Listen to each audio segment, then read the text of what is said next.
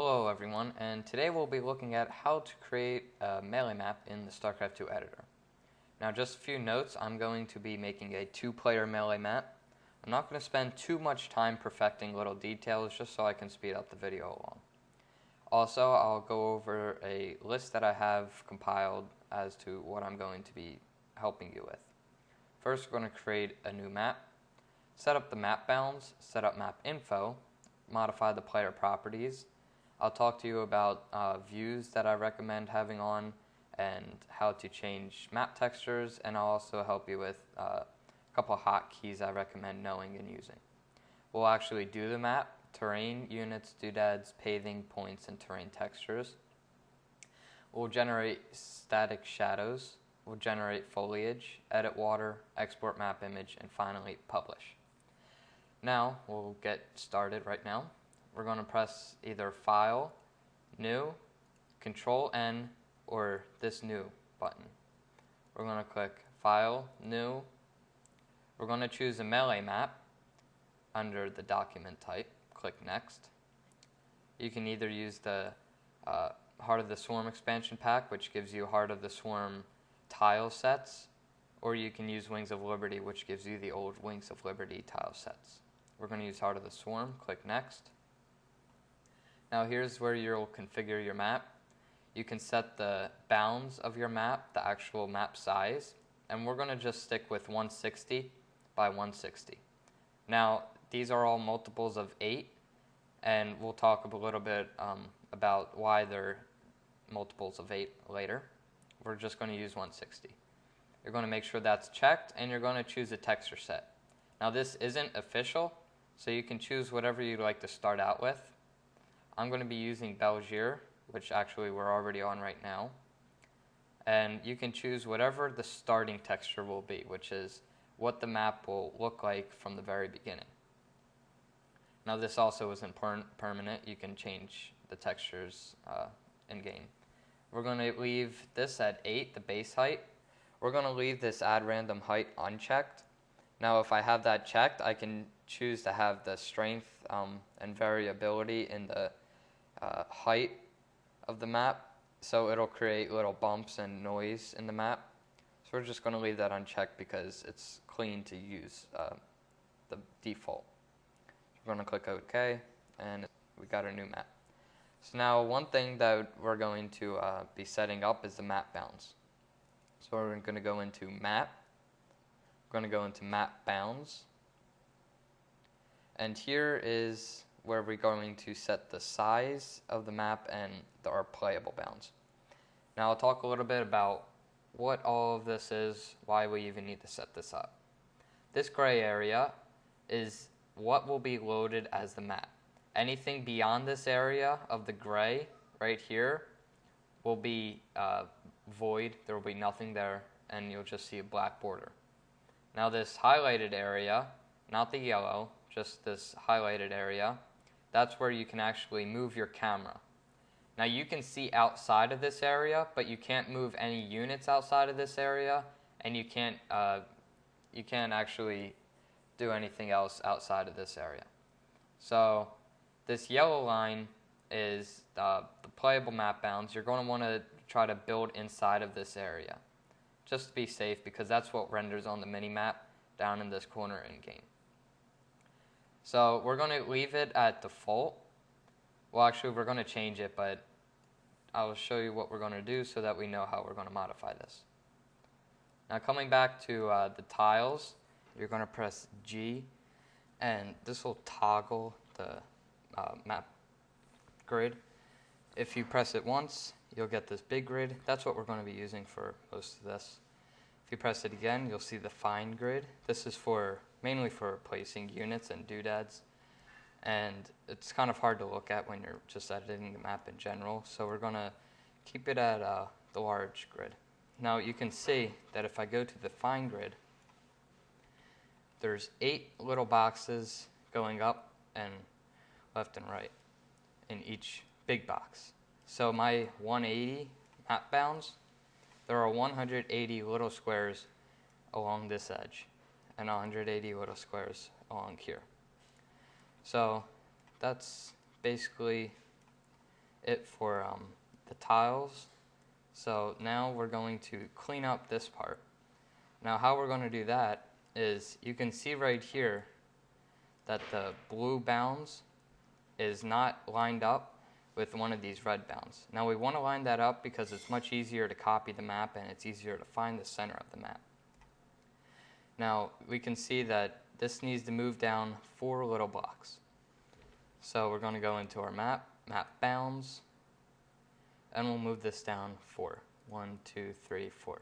Now just a little note here, you see this up and down arrows. If you press a down arrow, it'll move this down, and obviously if you press this, it'll move this side over. If you press the right arrow, this side will move over. Self-explanatory. So that's basically the 160 right there is the actual map size, and then the camera is the size of these bounds. So we're going to press OK, and we can see that this now moved down 4 blocks. Okay, so now we're going to set up the map info. Going to go to map info. Now here you can put anything you want in here. You can name it whatever you want. I'm going to name it test map. Suggested players, I'm going to make a 2-player map, so it's going to be 2. If you have 4, obviously it'd be 4. 2. Description, and you can put whatever you want here, say like easy to defend 3rd, Zelnaga Tower overlooking all 3 attack paths. I'm just going to leave this blank to save time. We're going to click OK. And now we're going to go into player properties. So in here, you see there's a neutral player and a hostile player. You're going to leave them alone, and it automatically gives you player 1. Now, the main thing we're going to be looking at is the control. If you see this, user means that obviously it's the user, it's the player that's going to be taking up that slot. You're not going to see this neutral and hostile guy in the lobby of the game. But since we have 2 players, since player 1 isn't going to be neutral and player 2 isn't going to be player 1 or hostile, we're going to make player 2 come over here in control, drop down window, he's going to be a user. Now if you're making custom games or things like that, you could actually use computer where it'd be a computer player, or you can also choose hostile, neutral, and none. None is just that nobody's going to be taking up that slot. I'm going to click OK, and now we're going to just set up some views that I recommend having. We already talked about the grid, so you'll have that down. If you go into view, if you just look around here, you want to have the show background. The placement grid, you're going to want to have show ground checked, show no build checked, and show near resources checked. Now when you're in game, you're going to press Control-Shift-H to actually toggle this show grid right here. So if I click that, I can see my placement grid. If I come over to my units tab and place, say, mineral field, then I can see that that block is no longer pavable. You can see the red, and the orange is near resources. So when I want to place my command center, it can't be inside of that orange area or yellow area. It has to be outside. Now you'll actually notice that in game if you didn't already know that. So now a couple other things. Show paving, you don't really need anything here unless you want to actually show mesh. And show terrain, you want to have the map bounds. You won't always need that on. You'll probably want to show creep. You'll want show range, which shows the range of a Zelnaga watchtower or things like that. Show water, you don't always need that on. So these are the main things you want to have checked, and enable sound if you want. Now lock game view settings. If you press V on your keyboard, it'll make it look like everything is how it will look in game. So if I'm in the editor and say I want to place an environmental effect, so let's say fog. If I'm going to use fog blue, if I place that there, all I'll see is this little doodad right here, and that just indicates that there's going to be fog there. Now if I press V, I'll actually see that fog, and I won't see that little doodad thing anymore, that icon. But I can still select it and delete it if I want to. And the same goes for any environmental effect that you would only be able to see in-game. So it's a nice feature. And another good hotkey to learn is Control-Shift-C, which brings you back to the gameplay view. Now this is the camera that you will see in-game. So just so you can compare, let's say that's my ground. I'm all the way out here. I want to go and see how it looks like in-game. So I do Control-Shift-C, and it brings me back here. Now right now I'm moving around by holding right-click. So holding right-click, letting go, holding right-click, letting go. That's pretty easy. It's easy to move around the map with. And if I hold Control, right-click, and I start moving around, I can actually move my view and angle. And I can actually go under the map if I feel like it, but there's no reason to. Shift, right-click is going to zoom you in and out. I usually use the mouse wheel just because it's easier and it's right by my finger, so whatever gets you there faster. Now you can always develop your own technique. Maybe you like to use other hotkeys. That's fine. So if you go into View, View Entire Map, this obviously views the entire map. And if you want to see the exact center of the entire map, all you have to do is go to View Entire Map and then just scroll all the way in. If I turn on my grid here, then I'll actually see that's the exact center of my map. Now that's the exact center of my map, but that's not the exact center of the map bounds. To find the center of the map bounds, we know that there is one block over here that's empty. 3 blocks over here that's empty. So I'm going to view entire map, zoom all the way in. Now since there was 1 block at the bottom and 3 blocks at the top, we're going to move 1 down from the actual middle. So we're going to go like that, and that's my exact center of the map bounds. So I'm just gonna put something here, a lower ground, just to indicate that that's the middle. That's not going to be permanent. So if you look out, that does look like it's inside the bounds of the blue lines. Okay. So now we're going to start the map. I'm just going to get rid of some of this stuff that I made. And we're going to go with the large grid.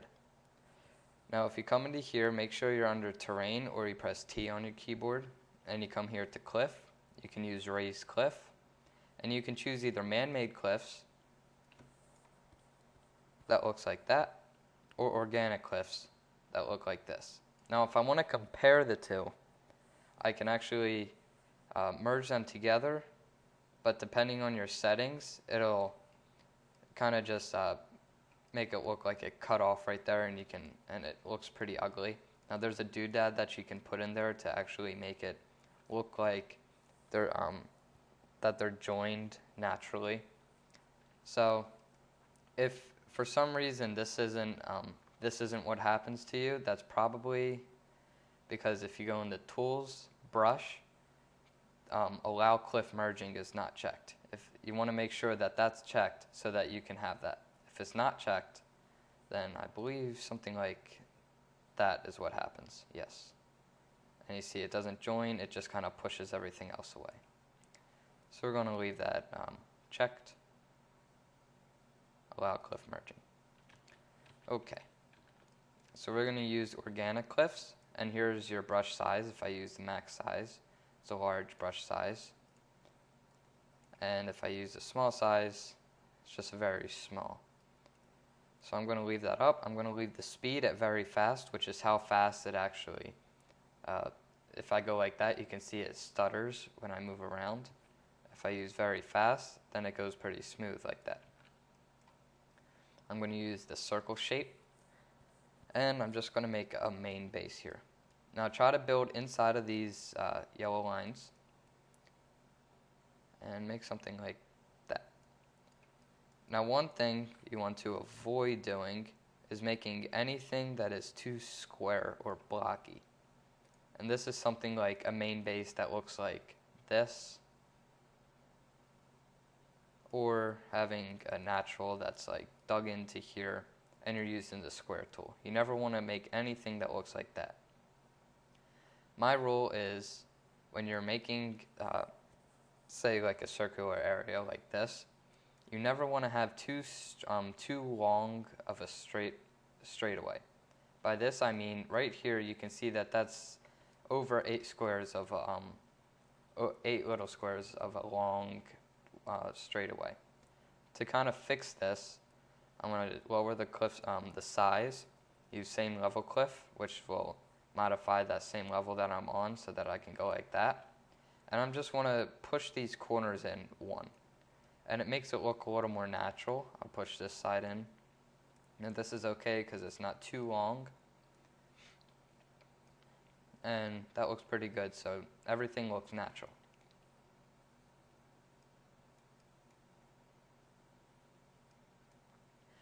So once I have this, I can come into add ramp.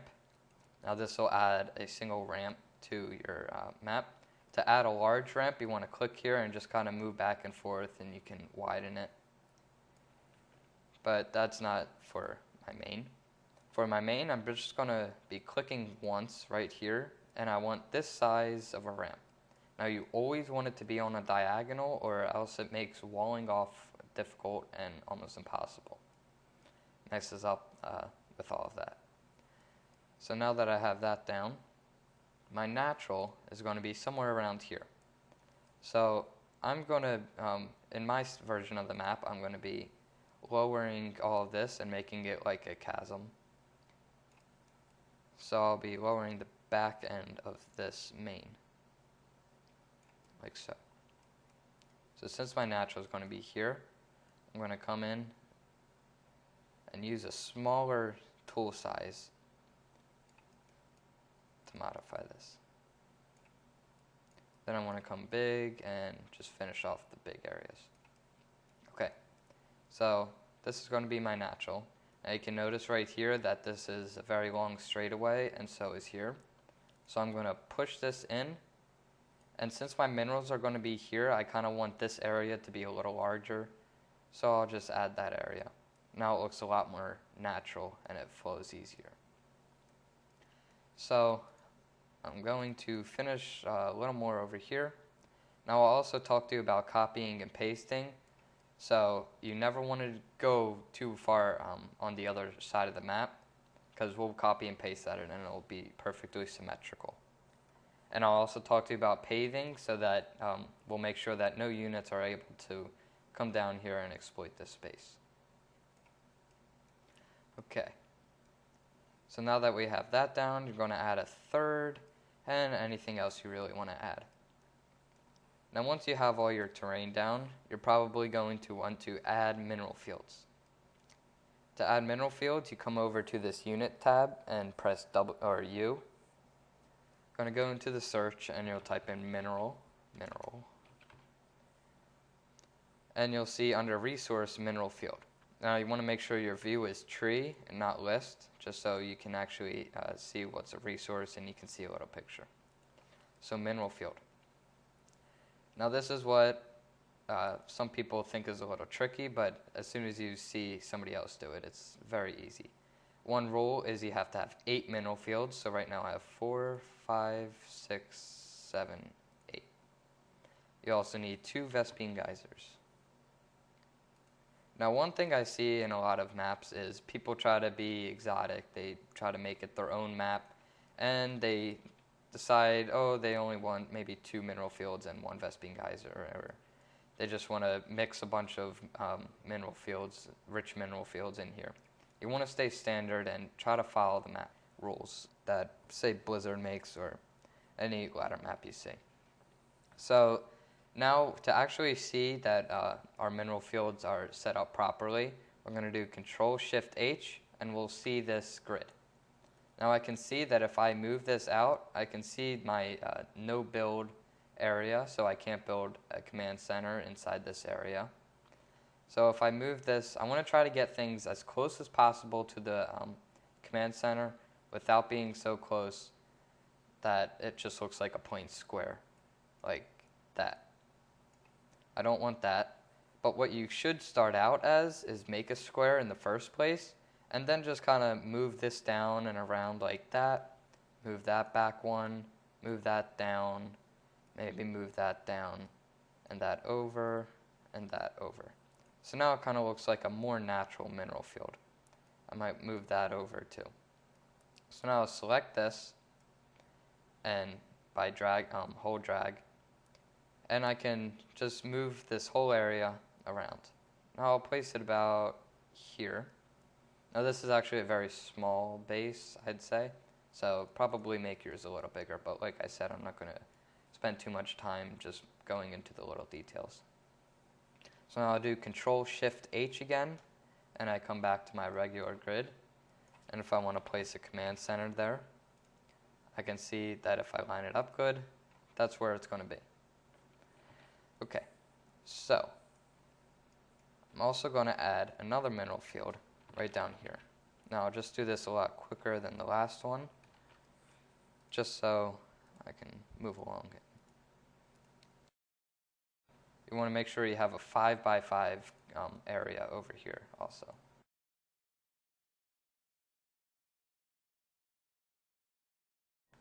Okay, so this is going to be our natural mineral field.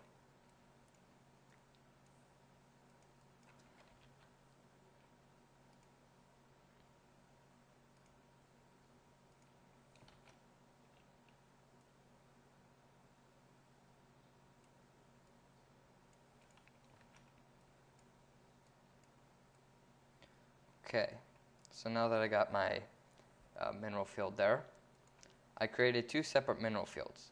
Now what you can also do, say it wouldn't be good to have a third right here because it's right up against the map border, but say I wanted to, I could copy and paste this by selecting that, doing Control-C. Now if I do Control-V, I can paste it exactly the same. Now say I wanted my mineral field to be this way, but I wanted my command center to be facing down here to the bottom left. What I do is on my number pad, I'm going to press the asterisk at the top of the number pad, and it'll rotate it. I can also press the division sign, and it'll rotate it the other way. I can just press this 2 times, and it'll rotate completely around. And I can just left click and place it. And now it's exactly the same as I had it over here.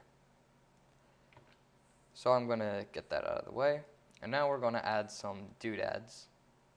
Going to go over into the doodads pad, or D, and we're going to add some cool doodads. Now a couple things that you might want to add here is in the terrain type, if you want to stick with your actual theme of the map, like I'm using Belgier, so I might want to use the Belgier doodads, but if you're trying to be creative and make your own theme, then you might just want to leave this as is and with all. So I'm going to leave that with all. You can also change things that have to do with the climate. So maybe I would use fog in a jungle, but I wouldn't use fog in a space platform. So it'll make that decision for you. Actor type, I'm not sure what that is. Just looks long list of things. You can see if anything interests you. The parent, you're going to leave that alone. And doodad type, maybe you'll want pet blockers like curtains. Might want cliff and ramp accessories, debris, environment like fog, props, structures, and all that. So I'm going to leave that alone, and we're just going to add some basic trees. So right here we'll do tree. Now I really like the Belgier trees. They look the nicest and most tropical. And you can see here that we can just place them anywhere. But if we try to place them outside the map border, it won't work because it is outside the map border and you can't build anything out there. And also I can't build it down here because this is on the super low ground. Now, if you want to build something out here, all you have to do is hold shift and now you can place it anywhere. But also notice that it doesn't snap to the grid. Now if I want it to snap on the grid but I still want it to be down here, then I still hold shift. Then I place it. I'm going to press escape or space to actually clear my selection. I'm going to select that, and I'm going to press the 5 on my number pad. And now it just snapped to the grid. You can see it moved from there to there. And I'm also using undo and redo by using Control-Z for undo and Control-Y for redo. So I'm going to leave that there. I'm going to add a few trees. Now I don't want any palm trees in my map. So what I can do is I can press the less than or greater than symbols on my keyboard, and it'll rotate through the different varieties of that doodad. Now I can do the question mark to cycle through a random variety instead of in order variety. So say I accidentally placed the palm tree and I don't want it there, and I'm not going to delete it. I can select it, press enter. I have this box. Now it shows a random rotation and a random scale. That's around 100. And you can see the variation here. That palm tree is variation 5. If I choose variation 1, it'll be that kind of tree. So I'm just going to place a few trees here. I'm not going to place any palm trees. Therefore, I'm going to be pressing the greater than or less than symbols. So just place a few here and there. And I don't want that to be a palm tree.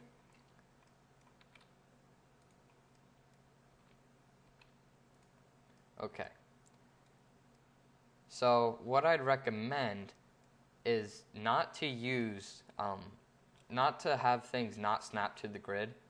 So like don't have it things like that where you hold shift. Try to keep it snap to the grid. Now if you want it down here, then also try to snap this area to the grid. And the reason is when you copy and paste it over to the other side, if you really want it to be exactly similar, or symmetric I should say, then you want it to snap to the grid. Otherwise you'll have to eyeball it and it'll never be perfect if it can place, if it's not snapped to the grid. So now I'm going to add some paving. I don't want any units to come down here like Siege Tank or Viking and land and start destroying these workers. So what I'm going to do is I'm going to come into my paving tab, or H. Now in here, I'm going to go to Dynamic Paving Fill. So now I have this, it looks like a doodad, one of those environmental things. So I'm going to place this anywhere in this cliff. Now that I placed it, any unit will not be able to walk anywhere on this same cliff level. If I placed one right here, there would be no units allowed to be on this entire plateau right here. So if I go into my paving view by pressing Control-Shift-H, I can see that that just blocked off that area. Now if I place it here, you can see that this entire area is now not allowed to be walked on.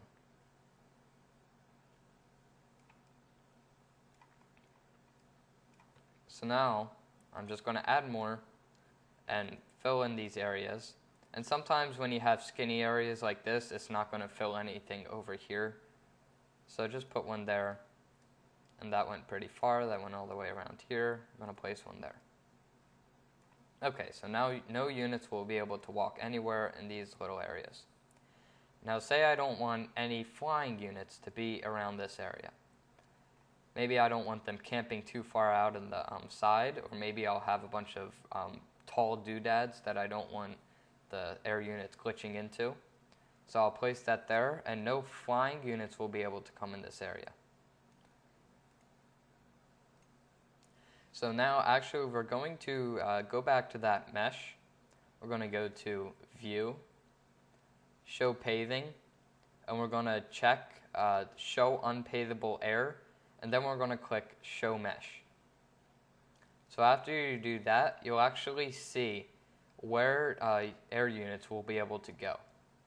And this is this comes from this big block right here, is coming from this no-fly zone. So if I move that, you can see it move with it. Now the red is the hard section.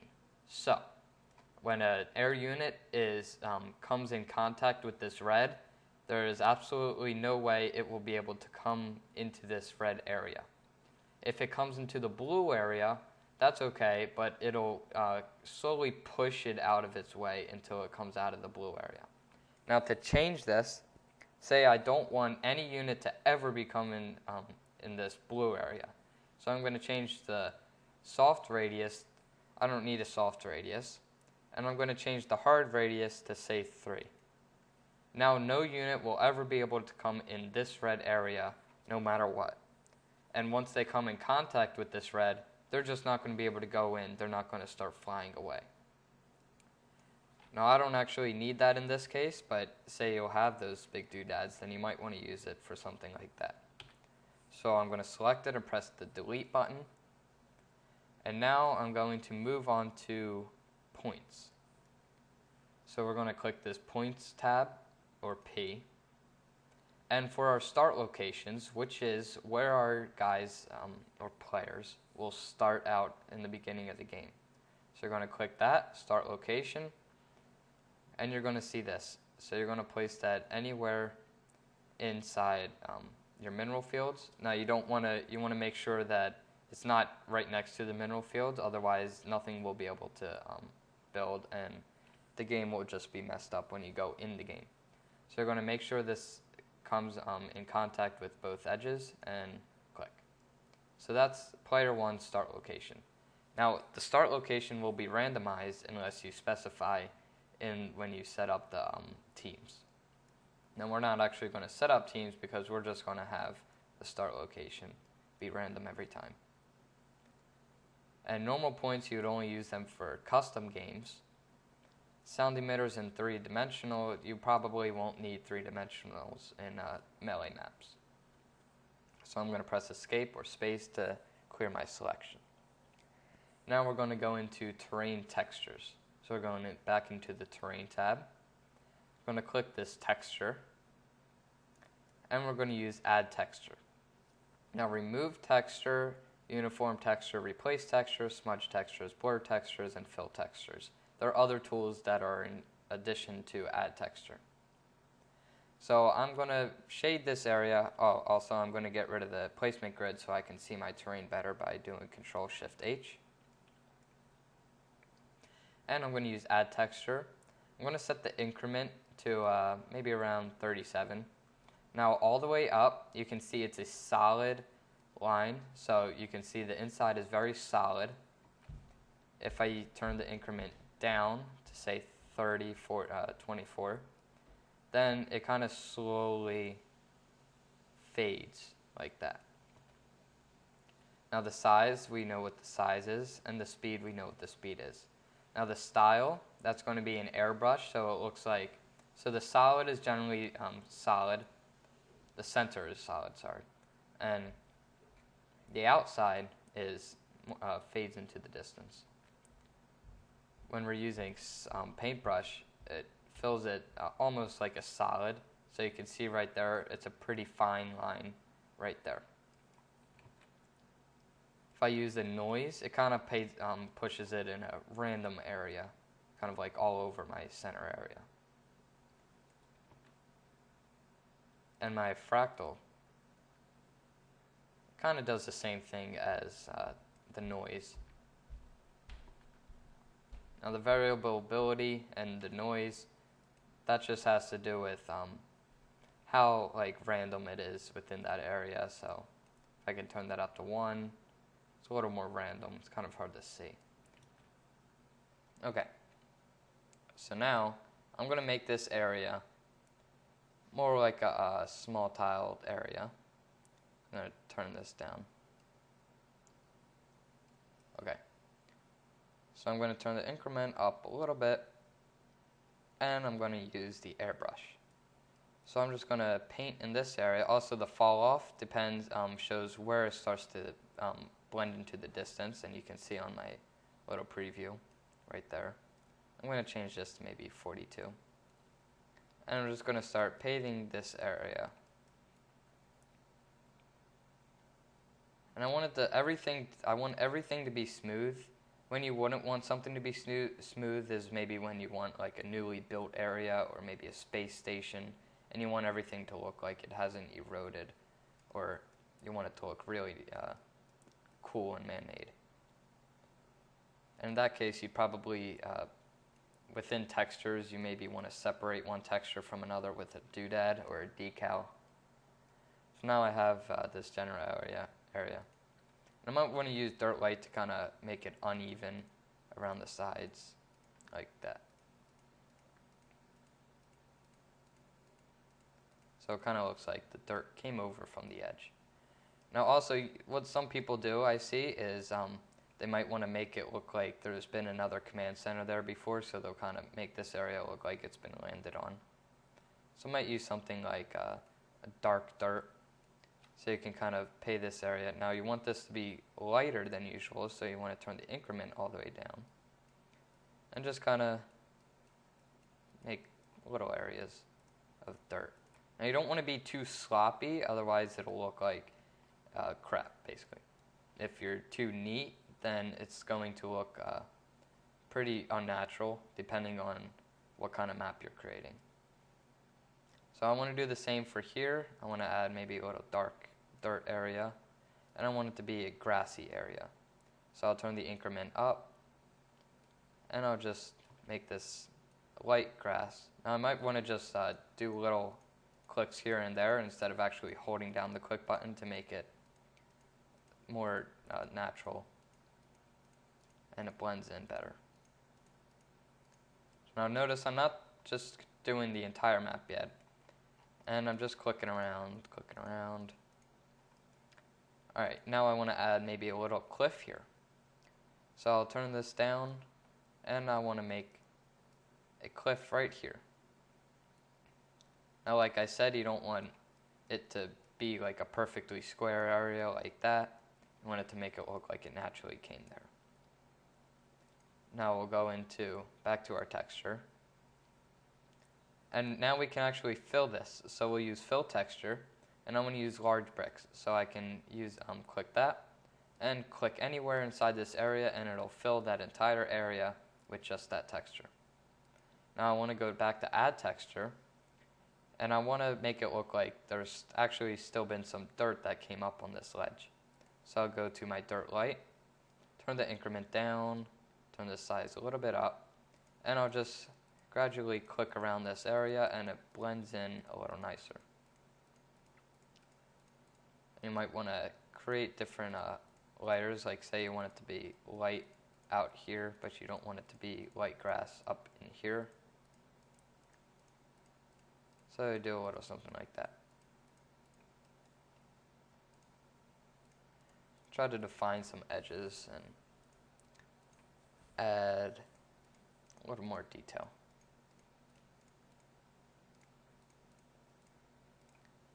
Okay, now I want to add a couple doodads, so I just come back in my doodad tab, and I can add a few trees here and there. I don't want palm trees. And there we go. I'll also add some paving. Also, another thing I forgot to mention, you can go into painted paving and add paving. So you can choose where you want no units to be able to walk, where you just don't want people to build. You can still walk, but you can't build. And you don't want any burrowing to go on. Now, I'd recommend not using any of these unless you have to add paving for a doodad that doesn't have its own paving. So I'll use no paving, and I can fill this area with it, and you can see the red, and that's where you won't be able to pave. Now, just to make this much easier on myself, I use the dynamic paving fill, so I don't have to worry about going over or under the edges. And it's much safer to use that. So now that I have that, I can move on to copying this side of the map to the other. Now, one thing that I mentioned, I actually need to find my center of the map again. So right here is going to be the center of my map. I'll come in here and indicate that this is in fact the center. So I have that, and I'm going to drag and left click this entire area. Now this is exactly half my map. I can also make something down here, anything that I want, maybe a 4th, 5th, whatever it may be. Now also another thing, in the old version of the editor, I think it was Wings of Liberty or a little earlier in Wings of Liberty, you could select each little box.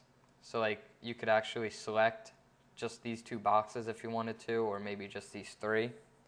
But now you can only select the big boxes. Now that's okay because you can still just select this one area and copy it wherever you want it to. So let me select half this map again. Now what I'm going to do is do Control-C, Control-V. Now on my number pad, like we did before with the mineral fields, I'm going to use the asterisk and press it again. Okay, now just to see where this exact border is, I'm going to get rid of my grid, and I can see that this is on the half of my map. Now that's okay that at the top, above the blue line, where you see the dotted blue line, that's okay that it's not touching the top, because that's where it's going to be, where you can still see, but you can't move any units. So I'm going to click, and it copied perfectly over to the other side. Now you notice that it doesn't copy units, and it doesn't copy doodads, points, or paving. It'll only copy anything that you made changes to regarding the terrain tab. So now we're going to be copying the units. Now this is a little harder to do because it doesn't snap to any kind of grid. So you just select all your units. You do Control-C, Control-V, asterisk, asterisk. And you want to turn on your grid so that you can see where each mineral field lines up. So this takes a little bit of eyeball skills. And you'll see that I want to find a place to look at and relate to. So I'll choose this geyser right here. I can see that the top of the geyser is maybe 1 block from the bottom or the top of this red line, and it's 1 over to the left of this red line. Now I'll reverse all that when I go to the other side, so I'll know that there's 1 block to the bottom, and it's over 1 block to the right. Now that may seem a little confusing, so we'll just see what I mean. So I can see that's my exact spot, and I know it because this is 1 block above that red line, and it's 1 block to the right. So now that I have that, I'm going to copy my doodads. Now I'll do the same thing with these. I can see that this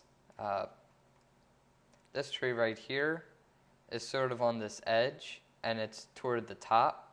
So over here, I'm going to use my asterisk, and I can see that this is towards the top, or the bottom, I should say. It's reversed since it's the other side of the map. So I'm going to click, and now I know that all my doodads are the exact space that I copied them from. And we'll do the same for the paving.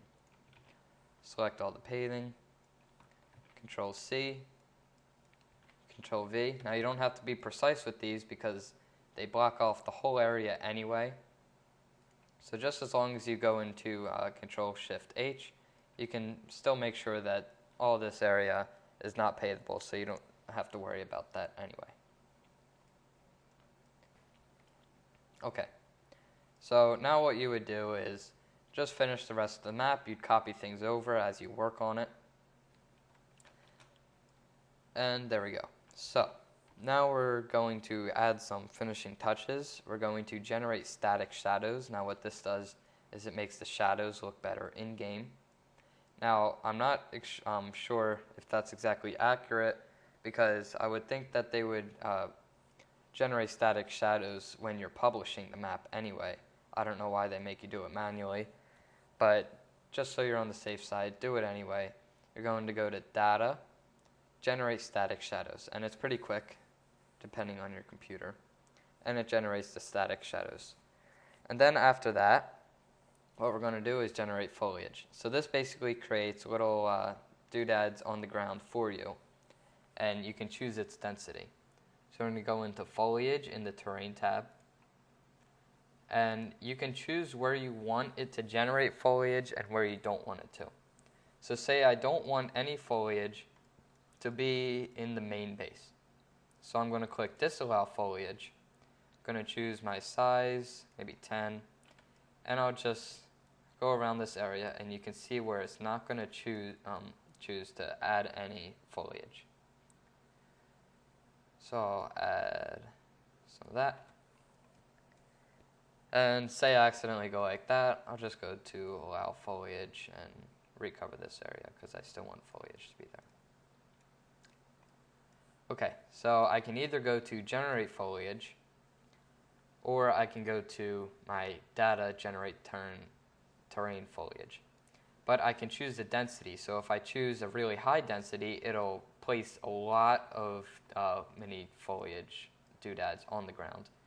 If I do a small amount, it's going to place very few, and they'll be scattered out. So I'm going to choose pretty dense. I want it to be more of a jungle map. So I'm going to click Generate Foliage.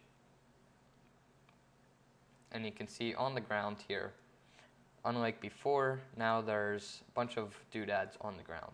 If I do Control Z, I can see it's not, you can't undo it, basically. So the only way you can undo it is go back to Foliage, disallow foliage, select where you don't want there to be foliage, and I'll click Generate Foliage again, and you can see that it removes that.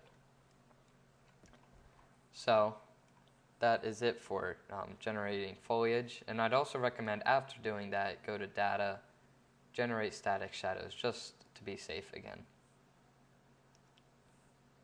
Now we're going to add some water. Now, right here, we're going to be in the Terrain tab, go to Water.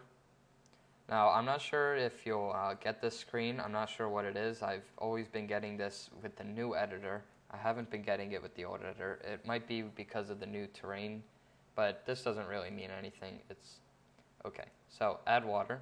Now, this is Belgier map, so I'm going to choose the Belgier water, but you can choose whatever you want in here. So, I'm going to choose Belgier. And I can put any water in this area, in each box.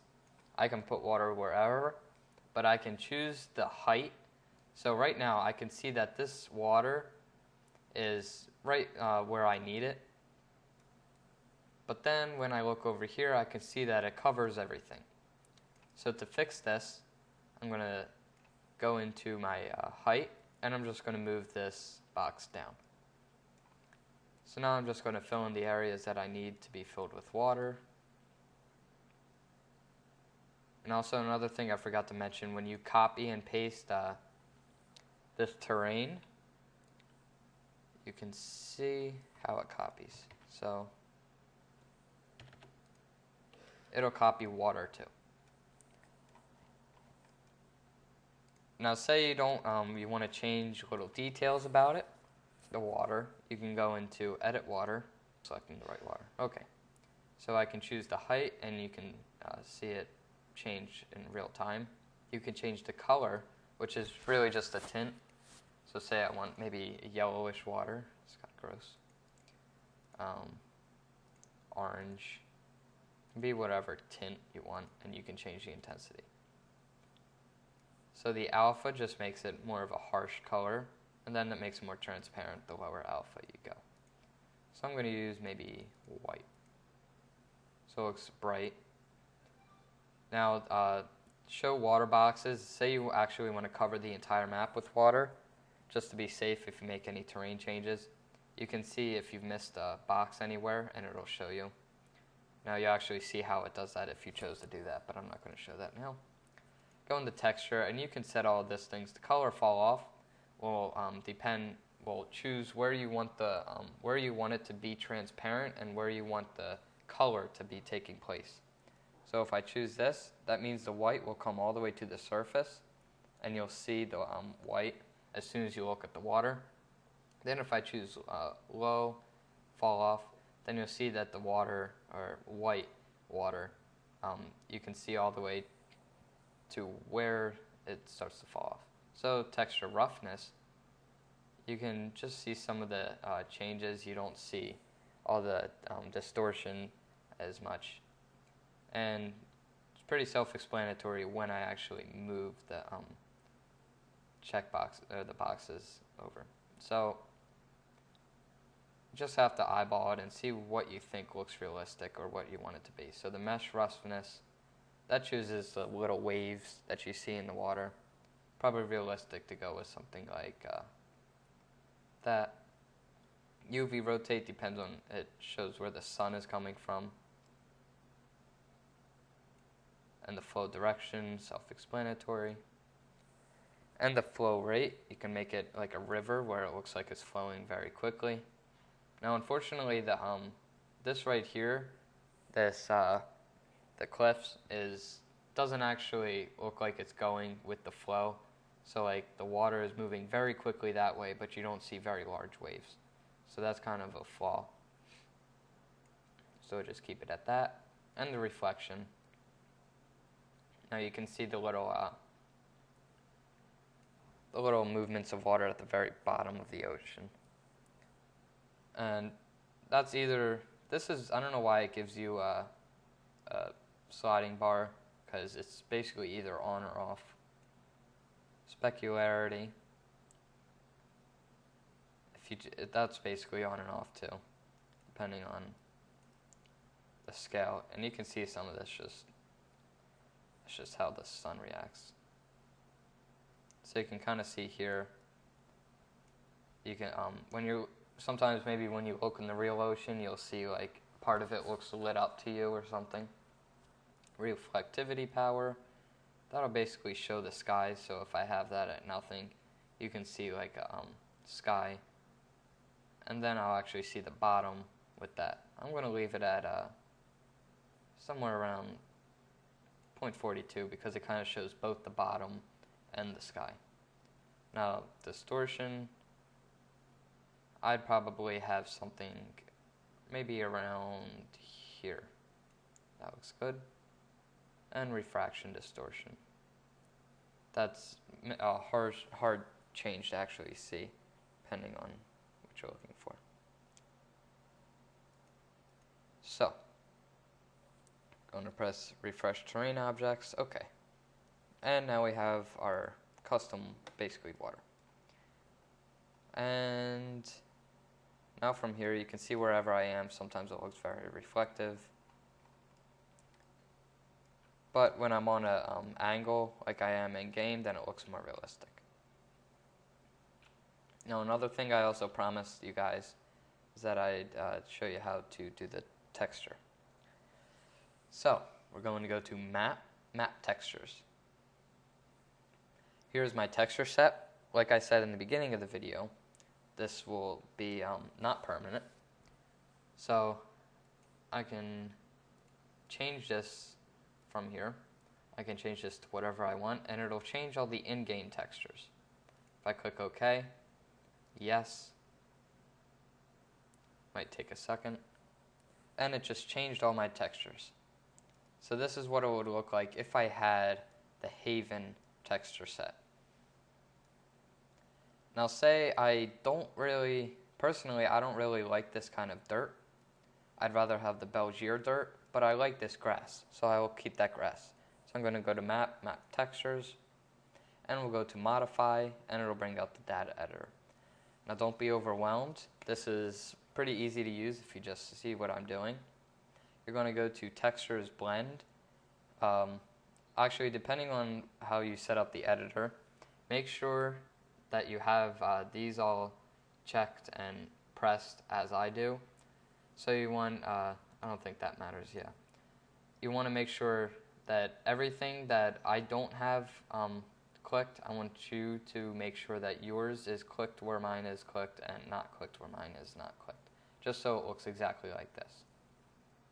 So go to Textures Blend, we'll double click, and from here I can see every single texture that is in the game of StarCraft right here, and these are all the textures that I have in my map. Now the reason you can't use all of them in here is because you can only have a maximum of 8. So what I'm going to do, I don't like the Haven dirt, so I'm going to click that, click remove, and I'm going to scroll through and find Belgier dirt. Belgier Dirt Light. I'm going to click that, press add. So now I have that added. I'm going to click OK, and I can just click this X. Press OK in here. And now I have my Belgier Dirt Light in here. So now you can see that I have my Belgier Dirt Light mixed with the texture set from Haven. So I can just come in here and replace that. Now another tool is the replace texture, where I can choose what texture I want to replace and what I want to replace it with.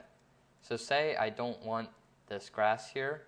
Say I want, maybe I want this rock smooth. So I'm going to select right here what I'm going to change from, which is the grass. And to the right, I'm going to choose the what I want it to change to.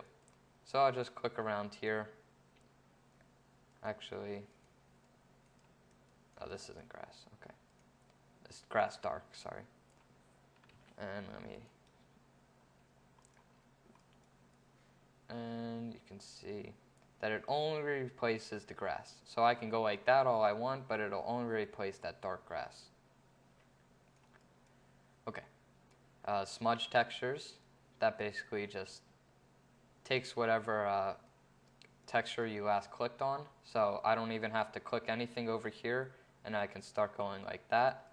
And then I still don't have to click anything over here, and I can just go like that and smudge it. Now another cool thing is blur textures. I'd recommend using this and turning everything up and using that hard texture. And you just want to do that everywhere you can. It basically just blends any textures that may be harsh. Like, say I have an area like that. It looks pretty harsh. It's just like a defined edge. So I go to blur, and it kind of blurs and blends it automatically, like that. So I go from that to that using just blur textures. And a height. Now I wouldn't recommend using this too much. It's kind of a cheesy tool depending on what kind of melee map you're making. But I'm going to use like a noise. So I can make bumps like that. Now I don't want to use that. I can turn the amplitude down just so it's more realistic. Now I might want to add this really low amplitude kind of noise around my map, just so it adds a little more look. So if I go like that, I can actually see it's not totally even with the ground. Okay, so now we're going to export the map image. So we're going to go to Data, Export Map Image, and we'll choose Browse, and you can save it wherever you want. Now it's going to save it as a TGA file. Going to use the maximum image size, which is 4096 by 4096. Now that's also the maximum you can go, so it gives you the maximum resolution. Leave the bounds at full, so it shows the entire map. We're going to use the camera angle 90 and zoom correction 0. Go to View Options Custom, and you want to check all the boxes that I have checked. And you can also add anything that you want to. So say you want to, say you don't want to show doodads, you can uncheck that. So we're going to check background, bounds, doodads, fog effects, particles. Now depending on what kind of map image you're trying to make, you might want to turn placement on and ground, build near resources, and no build, just so you can see. Here, I'll generate a preview. So you can see where you can and can't build. So I'm not going to use that, so I'm just going to simply uncheck placement, and these will automatically not be generated, these three. So if I click on points, it'll also show me the point, start locations, or any other points. So that's my start location right there. You're going to have, usually you want range display just so people can see the Zelnaga Tower range and you can see where it actually overlooks. Probably going to want shadows on, definitely terrain. Probably going to want to see units, water, and that's about it. Now you're probably not going to want a grid. You'll want game lighting, standard shader, which these just add different effects. So this I'm not exactly sure what the difficulty does. So just generate a final preview. Looks pretty good. We'll click OK. Okay, so now you're going to go find the map image. So let me just come in here for pictures. And you're probably going to have to open or download GIMP. And that is a free program. And all you have to do is, all you're going to be doing is GIMP. And GIMP is opening it up. You're going to click File, Export, and you're going to save it as a JPEG image. And basically, you want to keep everything at a JPEG image, and you want to keep it at 90 quality, and that will be able to, you'll be able to post that image on any kind of Team Liquid site or StarCraft II Mapster, and you can post the image there. Now there's several reasons you'd want a map image. One is because you need somebody to obviously look at it and see your map, and it's probably good just to keep general image of the map around with you. So go to File, Export, and then you want to change the file type to a JPEG. So you'll go in the scroll down menu at the bottom, and you'll look for JPEG image, press Export, press Replace. Well, I'm going to do Replace because I'm replacing something. Actually, let me change this real quick.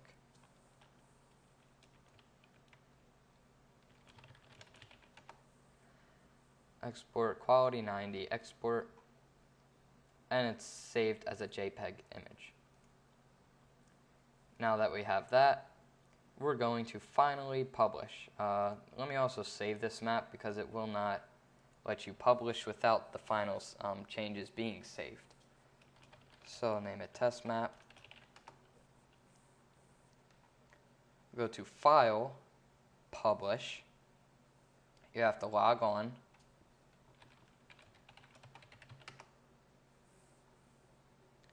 Click Next. Wait for this to load. It says static shadows are out of date. Also, I forgot to do this. Just remember to do a final static shadow update before you publish. So I'm going to name this. Okay, now locked. Basically shows you in the little tooltip you can see below. And unlocked.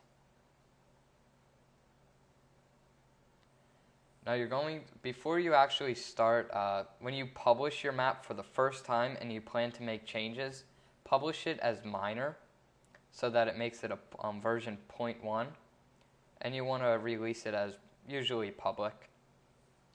Now every time you make a revision and you do minor, it'll it'll bring that to the next level. So it'll bring it to 0.2, the next change you make 0.3.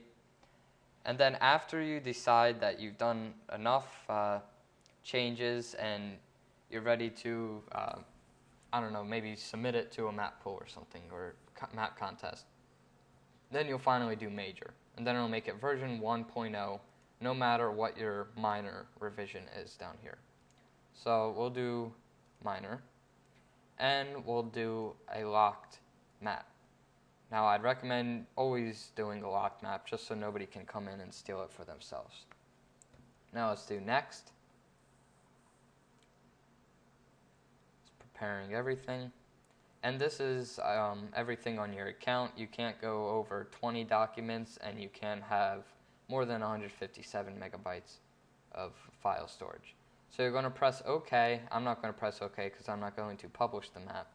And then it'll give you a dialogue. It'll finish fairly quickly. And then you can go on StarCraft and enjoy your map.